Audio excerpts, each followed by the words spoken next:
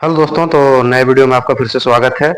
तो जैसा कि मैंने आपको लास्ट वीडियो में बताया था कि भारत का भूगोल स्टार्ट हो चुका है और उसका मैंने नॉर्मल परिचय आपको दे दिया था कि भारत में कितने राज्य हैं, कितने केंद्र शासित राज्य हैं और कितने उनके राजधानी है, कौन कौन सा राज्य किस जगह पर लोकेटेड है और अंडमान निकोबार कहाँ लोकेटेड है, लक्षद्वीप कहाँ लोकेटेड है, वो मैंने सारा आपको बता दिया था लास्ट वीडियो में।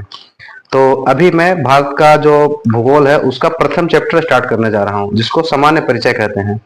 तो इस समान परिचय को आप ध्यान से देखें, क्योंकि एग्जाम में चाहे वो बीपीएससी हो या फिर एसएससी हो या कोई भी एग्जाम हो, नेशनल लेवल का या फिर स्टेट लेवल का, उस सब में भारत का परिचय से एक या दो क्वेश्चन टच करते ही करते हैं। तो और मैं आपको जो मटेरियल दे रहा हूँ बिल्कुल फैक्ट और ओनली फैक्ट दे रहा हूँ। आपको कोई इसमें व्याख्या नहीं है, कहीं कुछ ज्यादा पढ़ना नहीं है। आपने अगर नॉर्मल पढ़ाई किया हो तो आप इसका बढ़िया सा जैसे मैंने बनाया है वैसे ही छोटा सा नोट्स बनाए। आपका एक चैप्टर जो है वो एक आधा पेज में ही कंप्लीट हो जाएगा।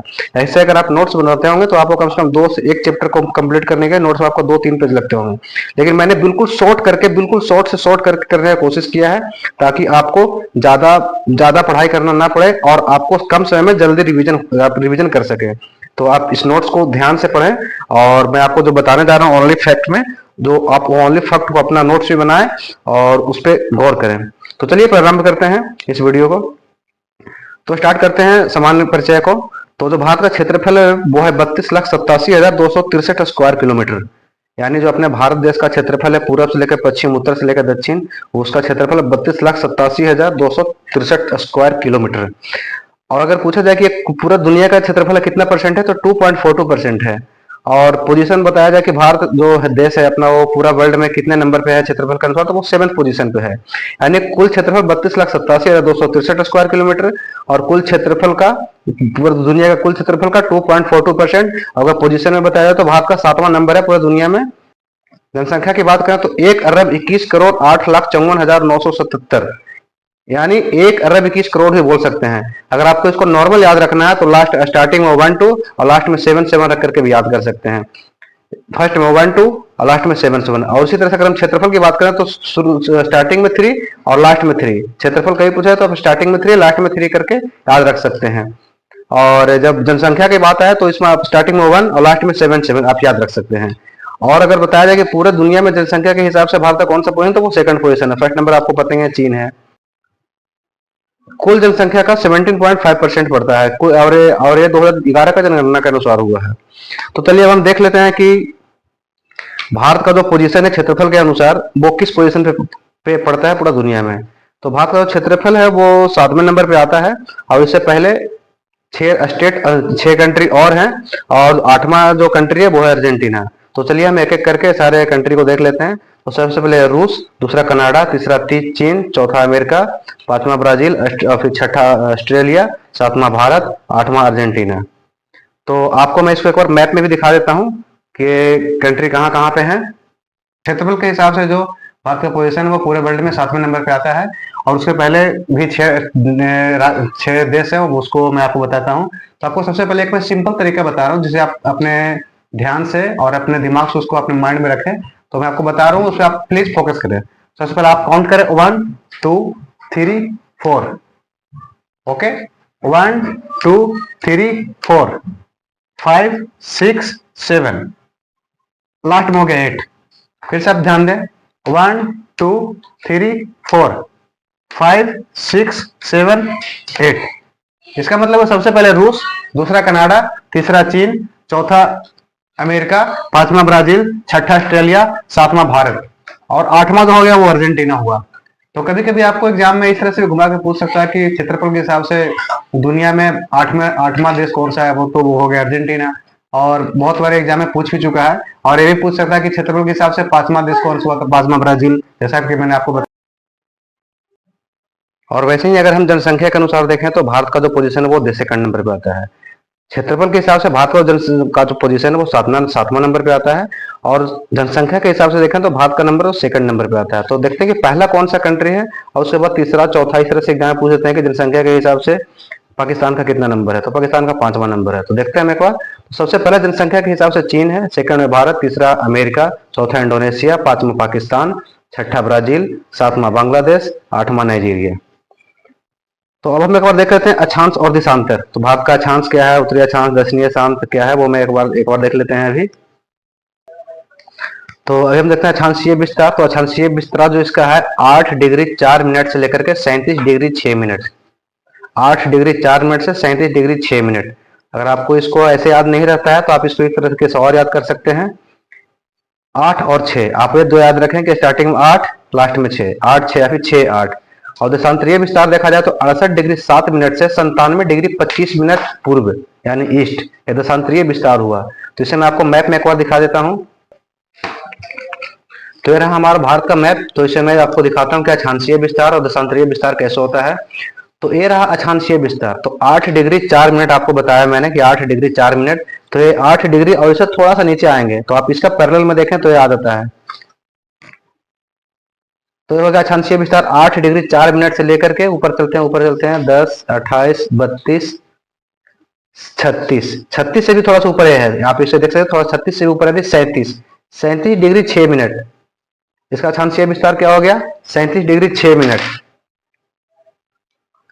तो जैसा कि आपने देखा कि इसका जो अक्षांशीय विस्तार है 8 डिग्री 4 मिनट। अगर इसको मैं पैरेलल में लेकर के आऊं यहां से ऐसे में, तो ये हो गया 8 डिग्री 4 मिनट। 8 डिग्री 4 मिनट से कहां तक चला जाता है 28 32 36, लेकिन 36 ऊपर हो जाता है तो हो जाता है 37 डिग्री 6 मिनट। अगर आप इसका पैरेलल में लेकर के आए इसे भारत को, तो होगा कितना 37 डिग्री 6 मिनट। तो आप इसे एक दो बार ध्यान से देख लेंगे इस वीडियो को तो आपको पूरी अच्छी तरह से क्लियर हो जाएगा कि अक्षांशीय देशांतरीय विस्तार क्या होता है। तो एक बार मैं आपको दोबारा बताता हूँ। अगर अक्षांशीय विस्तार देखा जाए तो 8 डिग्री 4 मिनट से लेकर के ऊपर की ओर जाते हैं। तो 8 के बाद 12 16 20 24 28 32 36 फिर 37 डिग्री 6 मिनट। जैसे मैंने आपको बताया कि 37 डिग्री 6 मिनट होता है। तो ये हो गया हमारा अक्षांशीय विस्तार। अब चलते हैं देशांतरीय विस्तार की ओर। तो देशांतरीय विस्तार मैंने आपको बताया था कि यह है जो है कि 68 डिग्री 7 मिनट से लेकर के 97 डिग्री 25 मिनट तक है। तो अभी हम एक बार इसे चेक करते हैं कि 68 डिग्री 7 मिनट कहां पर है। तो आप इसे देखें यहाँ पे, यानी कि इस साइड से लेकर के इस साइड तक 68 डिग्री 7 मिनट से 97 डिग्री 25 मिनट तक है। तो अभी हम ऊपर वाला देखना पड़ेगा ना अभी, क्योंकि इस साइड से देख रहे हैं हम, इस साइड से और इस साइड से तो ऊपर वाला देखते हैं। अरे 68 डिग्री हो गया, इधर 68। तो अरे जो अक्षांशीय विस्तार हो गया 68 डिग्री 7 मिनट। ये 68 हो गया तो 68 से ज्यादा ही इधर आएगा। तो इसके सामने अगर पैरेलल आएगा, आपको इसको देखिए, अगर मैं इसको पैरेलल में ऐसे करूं यहाँ पे, तो यहाँ पे टच कर रहा है ना, तो हमारा कितना हो जाएगा 68 डिग्री 7 मिनट। 68 degree 7 minute. ये तो हो गया अपना इधर का पश्चिम का, पूरब में लेते हैं तो पूरब में अपना ए पड़ जाएगा। तो अगर यहाँ से मैं इधर से क्लियर पूरा लूं तो ये पड़ जाएगा हमारा 97, 96 है ना, 96 का 97 आएगा तो इसके पैरेलल में आएगा। तो होगा 97 डिग्री 25 मिनट। तो ये अपना आएगा 97 डिग्री 25 मिनट। ये हो गया देशांतरीय विस्तार। तो इसका पैरेलल में जो अगर आएगा तो इसका पैरेलल में जो आएगा वो हो जाएगा 97 डिग्री 25 मिनट। तो हम देख चलते हैं भारत की लंबाई की ओर। तो जो पूरब से पश्चिम की ओर लंबाई है वो है 2933 किलोमीटर और उत्तर से दक्षिण की ओर है वो है 3214 किलोमीटर। तो यह पूरब से पश्चिम की ओर लंबाई यहां तक आएगा, और ये हो गया हमारा उत्तर से दक्षिण की ओर लंबाई। ले लेता हूं की ओर,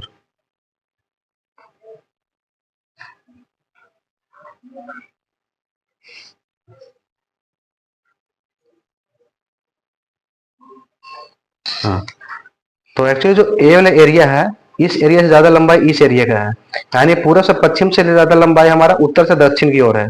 तो पहले पूरब से पश्चिम की ओर निकाल लेते हैं, तो सबसे जो कम है तो ये हो गया हमारा 2933 किलोमीटर। इसे ध्यान में रखें 2933 किलोमीटर। और ये जो ऊपर से नीचे यानी उत्तर से दक्षिण की ओर जो लंबाई है ये हो गया हमारा ज्यादा है, तो ये 3214 किलोमीटर। 3214 किलोमीटर ये लंबाई हो गया।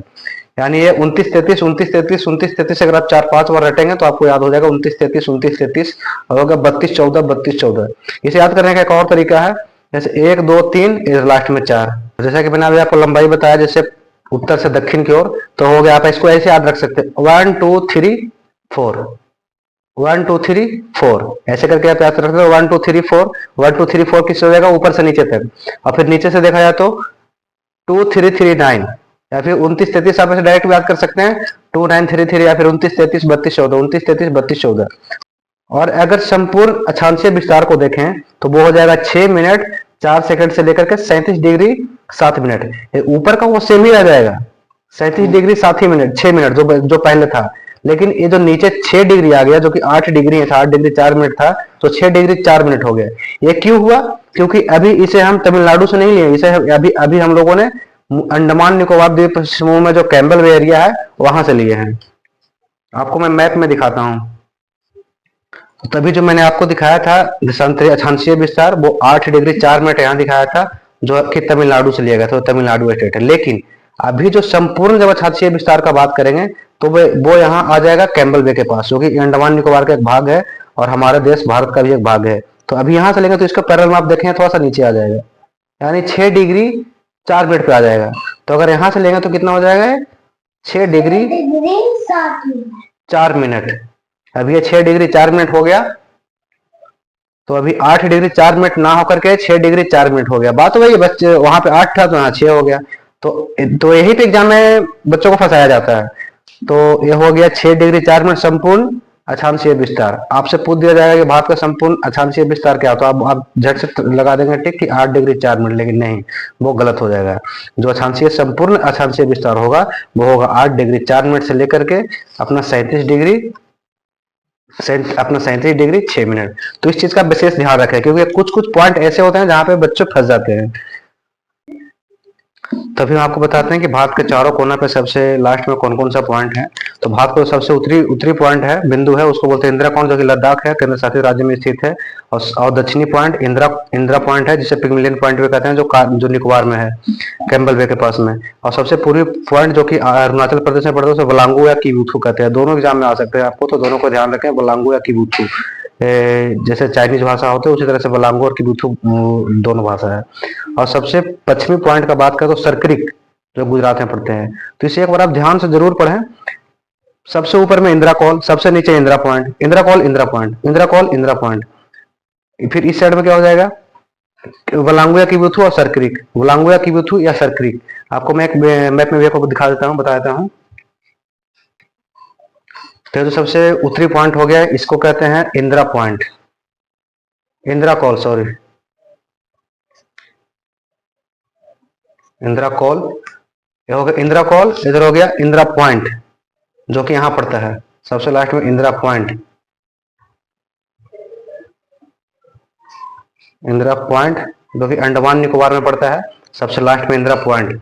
और ये हो गया सबसे पूर्वी पॉइंट, जो कि अरुणाचल प्रदेश में पड़ता है, इसे क्या कहते हैं, किबीथू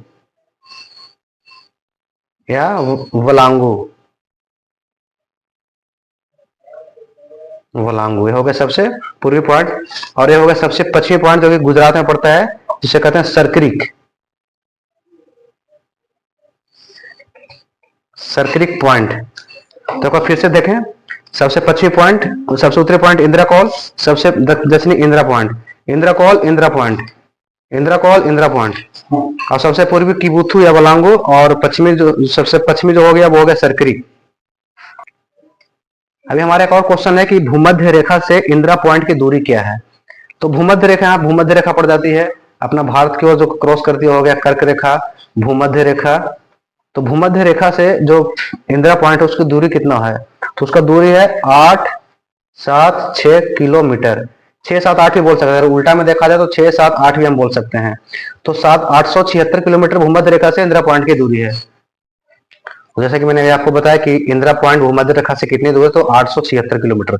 अब प्रायद्वीपीय भारत का दक्षिणतम बिंदु केप केमोरिन, आप इसे ध्यान से सुने, प्रायद्वीपीय भारत का दक्षिणतम बिंदु, इसमें बोल रहा है प्रायद्वीपीय भारत मतलब सिर्फ भारत, ना कि अंडमान निकोबार कैम्बल वे। तो जो प्रायद्वीपीय भारत का दक्षिणतम बिंदु है, जिसे केप केमोरिन कहते हैं, तमिलनाडु में है, केप केमोरिन इसे कहते हैं। और ये वाला जो भाग है यहाँ पे पड़ता है, मैं आपको दिखाता हूँ। और ये जो भाग यहाँ पे पड़ता है केप केमोरिन, तमिलनाडु में, यह हो गया केप केमोरिन। यह हुआ दक्षिणतम भाग प्रायद्वीपीय भारत का। लेकिन जो इंदिरा पॉइंट मैंने बताया, वह पूरा संपूर्ण भारत का दक्षिणतम भाग हुआ इंदिरा पॉइंट। और जो केप केमोरिन हुआ, ये अपना सिर्फ प्रायद्वीपीय भारत का हुआ भाग। एक चीज मैं आपको और बताता हूँ, प्रायद्वीपीय भारत क्या होता है, प्रायद्वीप किसे कहते हैं? तो प्रायद्वीप वैसे जगह को कहते हैं जो 3 तरफ से समुद्र से घिरा, उसे प्रायद्वीप कहते हैं। तो आप इसे देखें, भारत में पश्चिमी साइड, पूर्वी साइड और दक्षिणी साइड, तीनों साइड पानी से घिरे हुए हैं, इसलिए इसे प्रायद्वीप कहते हैं। तो वैसे जो भी कंट्री होंगे उसे प्रायद्वीप कहेंगे।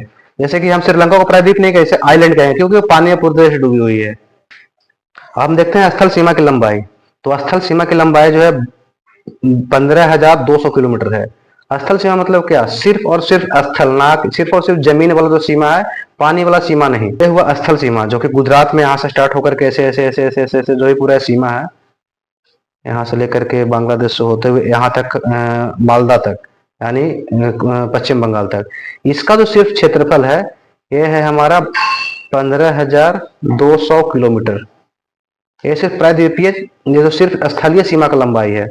अब उसके बाद हम देखते हैं प्रायद्वीपीय तटीय सीमा का लंबाई। तो तटीय सीमा कौन सा हो जाएगा? ये होगा जो जहां समुन्द्र जहां जहां है उसे तटीय सीमा कहते हैं। तो ये होगा तटीय सीमा। तो तटीय सीमा को हम लंबाई अभी आपको बताता हूँ। तो जो तटीय सीमा का लंबाई है, यह है 6100 किलोमीटर। ये तो हमारा सिर्फ तटीय सीमा हुआ, जो कि गुजरात से लेकर के ऐसे गुजरात, महाराष्ट्र, गोवा, तमिलनाडु, कर्नाटका, केरला, तमिलनाडु, आंध्र प्रदेश, उड़ीसा, पश्चिम बंगाल, इतना को अगर हम सीमा का लंबाई देखें तो वो है 6100 किलोमीटर। अब इस चीज में एक नया ट्विस्ट और है। वो ट्विस्ट यह है कि अगर लक्षद्वीप और अंडमान निकोबार द्वीप समूह का जो सीमा है पानी वाला, अगर उसे मिला दे तो कितना हो जाएगा? तो अगर हम दोनों को मिला देंगे तो वो हो जाएगा टोटल संपूर्ण क्षेत्रफल कितना हो जाएगा? 7,516.6 किलोमीटर, यानी संपूर्ण तटीय सीमा हो गया। इसमें क्या हो गया कि लक्षद्वीप भी मिल गया और अंडमान निकोबार भी मिल गया, और पूरा जो स्टेट में जो पानी का एरिया है ये भी मिल गया। तो यह हुआ संपूर्ण तटीय सीमा 7,516.6 किलोमीटर। और जो सिर्फ ये भारत का तटीय क्षेत्रफल हुआ वो सिर्फ हुआ 6100 किलोमीटर। हम देखते हैं कि अब हम देखते हैं कि कर्क रेखा से गुजरने वाली कितने राज्य हैं। तो कर्क रेखा जो भारत को बीचों बीच से काटती है, वो 8 राज्यों से गुजरती है। गुजरात, राजस्थान, मध्य प्रदेश, छत्तीसगढ़, झारखंड, वेस्ट बंगाल, त्रिपुरा, मिजोरम।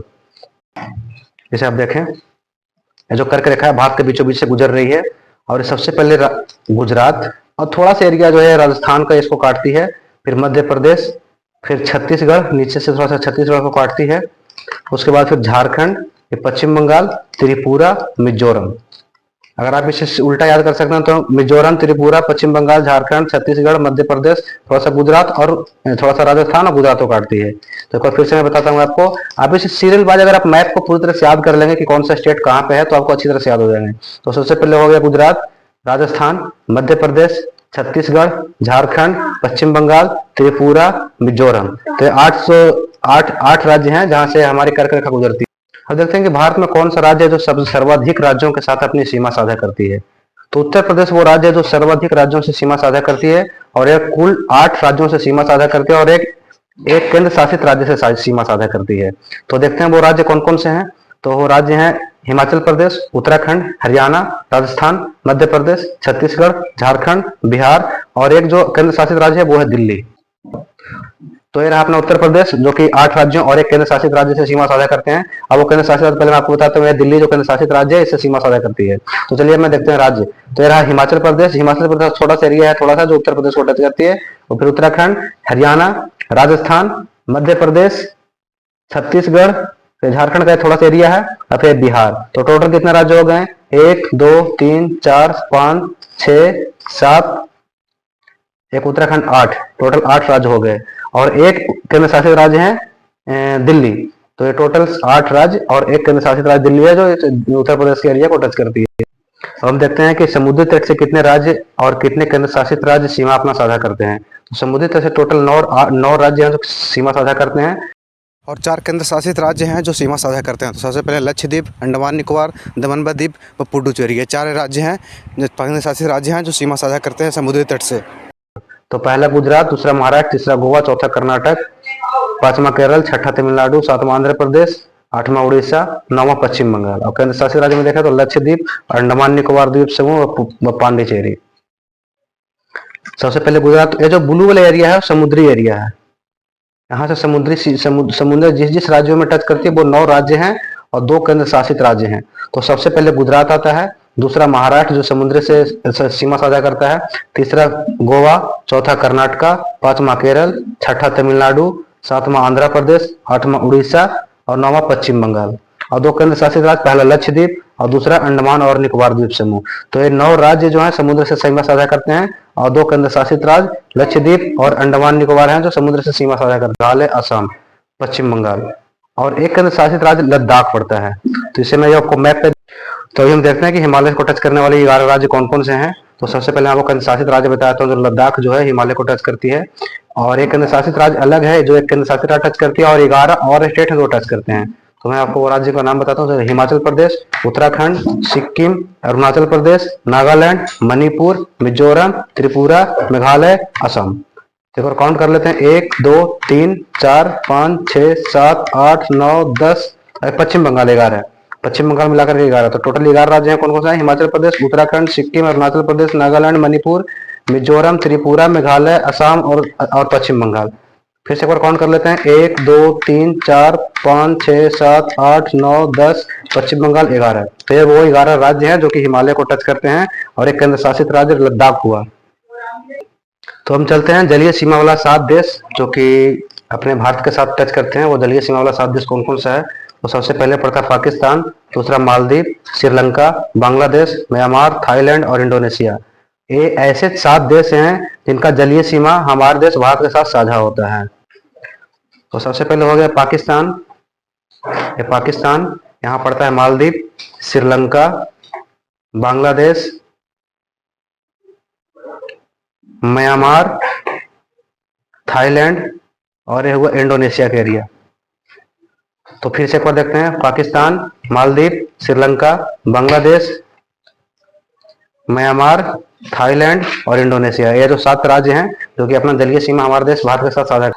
अब रहा जल व स्थल दोनों से सीमा साझा करने वाले देश। तो ये तीन देश हैं जिनका जल और थल दोनों से सीमा साझा होता है भारत के साथ, वह पाकिस्तान, बांग्लादेश और म्यांमार। ये तीनों कंट्री ऐसे हैं जिनका जल और थल दोनों सीमा हमारे देश भारत से टच करते हैं। तो अब देखते हैं भारत में सबसे ज्यादा वन कौन सा प्रदेश में? तो सबसे ज्यादा वन मध्य प्रदेश में और सबसे कम वन हरियाणा में। यानी सबसे ज्यादा जंगल है वो मध्य प्रदेश में है और सबसे कम जंगल है वो हरियाणा में है।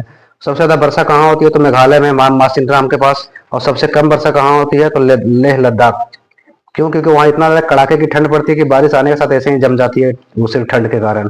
और सबसे नया पर्वतमाला कौन सा है? जो सबसे लास्ट में बना, यानी सबसे करंट में जो पर्वतमाला बना है कौन सा है पूरा दुनिया में? तो वह हिमालय पर्वत। और सबसे पुरानी पर्वत श्रृंखला कौन सी है? तो वह है अरावली पर्वत श्रृंखला। अब भारतीय मानक समय रेखा कितने डिग्री से गुजरती है भारत में? तो 82 डिग्री 30 मिनट पूर्वी देशांतर से गुजरती है। जो भारतीय मानक समय रेखा है भारत के 5 राज्यों को काटती है, उत्तर प्रदेश, छत्तीसगढ़, मध्य प्रदेश, उड़ीसा और आंध्र प्रदेश। और यह स्पेशली मिर्जापुर नैनी से गुजरती है। इसे कितने बार एग्जाम में पूछा गया, तो प्लीज इसे आप ध्यान रखें।